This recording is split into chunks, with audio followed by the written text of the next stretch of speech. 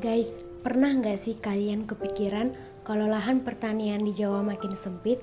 Terus buat makan 270 juta penduduk Indonesia itu dari mana?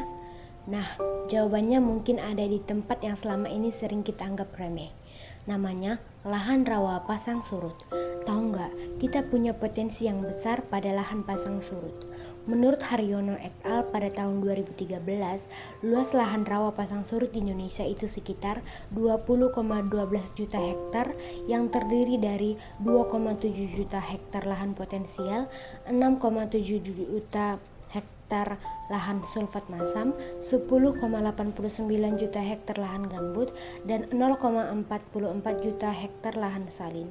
Menurut Direktorat Rawa dan Pantai tahun 2006, lahan rawa pasang surut yang potensial untuk lahan pertanian di Indonesia tersebar di Pulau Kalimantan, Sumatera, Sulawesi, Papua, dan Jawa dengan luas sekitar 8.535.708 hektar. Tapi tunggu dulu, di balik potensinya yang gede banget, ternyata ada drama yang bikin petani dan lingkungan ikut nangis. Penasaran? Stay tune. Oke, pertama-tama apa sih sebenarnya lahan pasang surut itu? Bayangin guys, ada lahan yang ketersediaan airnya tuh dipengaruhi sama gerakan air di sungai. Dan gerakan air ini disebabkan oleh, bulan. Sama kayak pasang surut di laut. Makanya dinamakan lahan rawa pasang surut. Jadi simpel aja, saat air pasang, lahan tergenang. Saat air surut, lahan mengering kembali. Lahan ini terdiri dari dua jenis utama, lahan sulfat masam dan lahan gambut. Keduanya punya karakteristik yang beda-beda, tapi sama-sama bikin petani harus ekstra effort buat ngolahnya. Nah, lahan pasang surut ini gak cuma satu tipe doang guys. Ada beberapa klasifikasi yang perlu kalian tahu. Yang pertama, ada yang namanya lahan sulfat masam. Ini lahan yang punya kandungan pirit yang tinggi dan bisa jadi super masam kalau teroksidasi. Ada 3 tipe. Yang pertama, ada tipe A. Kondisi yang paling bagus bisa ditanami jeruk, kelapa, padi lokal, dan sayuran kayak timun. Yang selanjutnya ada tipe B. Tipe B ini masih oke, cocok buat jeruk, padi, nanas, tomat, cabai, dan kacang panjang. Dan yang terakhir ada tipe C. Tipe C yang paling asam. Cuma tanaman toleran yang kayak padi, kacang, tanah, dan kedelai yang bisa survive. Dan yang kedua, ada lahan yang namanya lahan rawa lebak. Ini lahan yang tergenang musiman, terutama pas musim hujan. Dibagi berdasarkan kedalaman genangan. Yang pertama, lebak dangkal. Lebak dangkal ini cuma tergenang sebentar, bisa ditanami padi, palawija, dan cabai. Yang kedua yaitu lebak sedang. Yang kedua ini genangan lebih lama, cocok buat semangka, kacang panjang, labu kuning, terong, dan mentimun. Dan yang terakhir ada lebak dalam. Genangan dalam dan lama, lebih cocok buat budidaya ikan atau kerbau rawa. Ketiga, lahan gambut. Ini yang paling unik karena mempunyai bahan organik tinggi dan dibedakan berdasarkan tingkat ketebalannya. Gambut dangkal kurang dari 1 meter merupakan yang paling subur dan bisa ditanami padi sawah, palawija, sagu, sayuran, bahkan tanaman perkebunan. Adapun gambut sedang dengan kedalaman 1-2 meter masih bisa ditanami sayuran, palawija, dan tanaman perkebunan, tetapi memerlukan pengelolaan air yang baik. Adapun gambut dalam yang kedalamannya lebih dari 2 meter, yang ini sangat terbatas banget, cuman cocok buat sayuran tertentu dan tanaman perkebunan. Bahkan yang lebih dari 3 meter udah harus diarahkan buat konservasi atau kawasan lindung. Dan tahu nggak, lahan ini tersebar luas di 3 pulau besar Indonesia, di antaranya di Papua, Sumatera, dan Kalimantan. Saking luasnya bisa bikin kita bengong.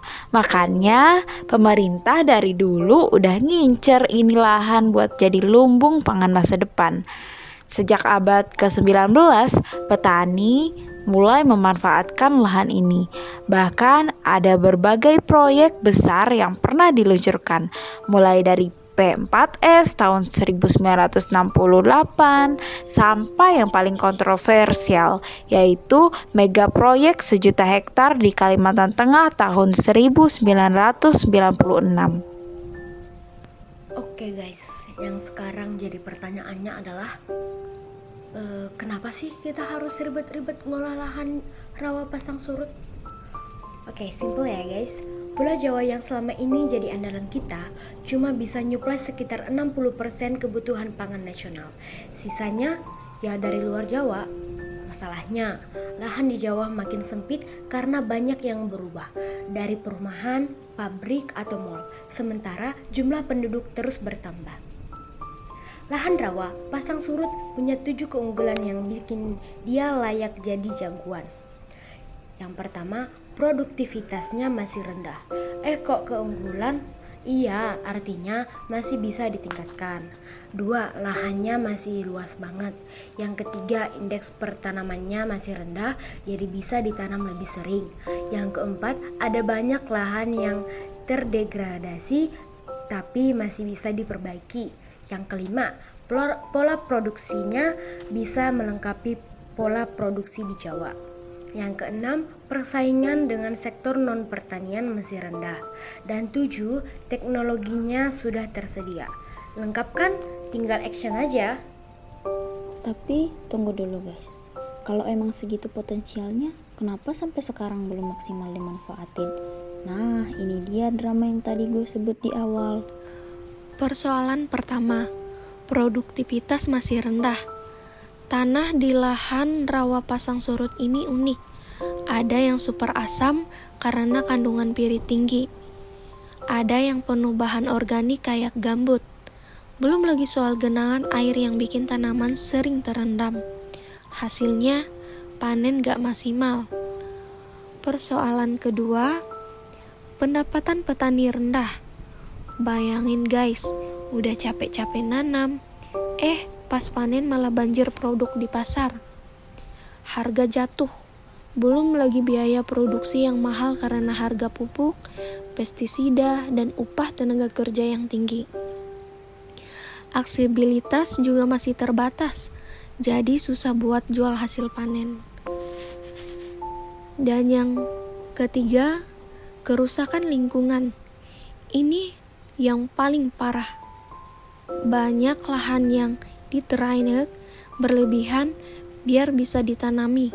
Akibatnya, tanah gambut jadi kering, mudah terbakar, dan melepaskan gas rumah kaca dalam jumlah besar. Tahun 2015, ingat nggak? Kabut asap hebat dari Kalimantan dan Sumatera. Nah, itu salah satu dampaknya. Plus, penggunaan pestisida yang nggak terkontrol bikin perairan tercemar, ikan mati, ekosistem rusak. Sedih kan? Oke, jangan pesimis dulu. Ada kok solusinya.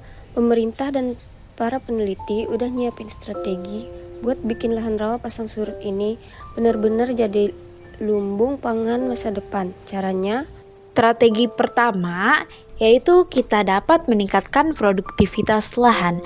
Caranya gimana sih? Pertama, kita dapat memilih komoditas yang tepat sesuai jenis tanahnya. Kalau lahan sulfat masam tipe A itu cocoknya ditanam tanaman jeruk, kelapa, dan padi lokal. Kalau misalnya tanahnya jenis tanah lebak dangkal, maka bisa ditanam padi dan juga palawija. Kemudian kalau gambut dangkal itu bisa ditanam padi sawah, sagu, bahkan tanaman perkebunan. Pokoknya jangan asal tanam ya. Kita harus menyesuaikan sama karakteristik tanahnya. Lalu strategi yang kedua, kita dapat meningkatkan pendapatan petani. Petani harus dibantu dengan akses modal yang lebih murah, teknologi yang lebih tepat guna, dan juga sistem pemasaran yang jelas. Jangan sampai mereka sudah susah payah nanam, pas satu jual nggak ada yang beli, atau harganya anjlok. Kemudian strategi yang ketiga, kita dapat melakukan perbaikan kualitas lingkungan. Nah, ini nih yang paling penting. Drainase harus terkontrol dan jangan berlebihan. Gunakan pestisida secara bijak dan terkontrol. Dan juga yang paling keren, sekarang lagi dikembangkan sistem pertanian integratif dan ramah lingkungan. Contohnya, kombinasi tanaman ikan-ikan ternak di lahan lebah dalam. Jadi nggak cuma fokus ke tanaman aja, tapi juga perikanan dan peternakan.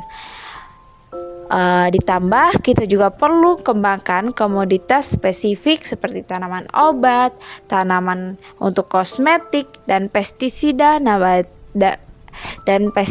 nabati biar lebih modern dan punya nilai jual tinggi. Jadi guys, lahan rawa pasang surut itu bukan cuma soal tanah yang becek dan susah diolah.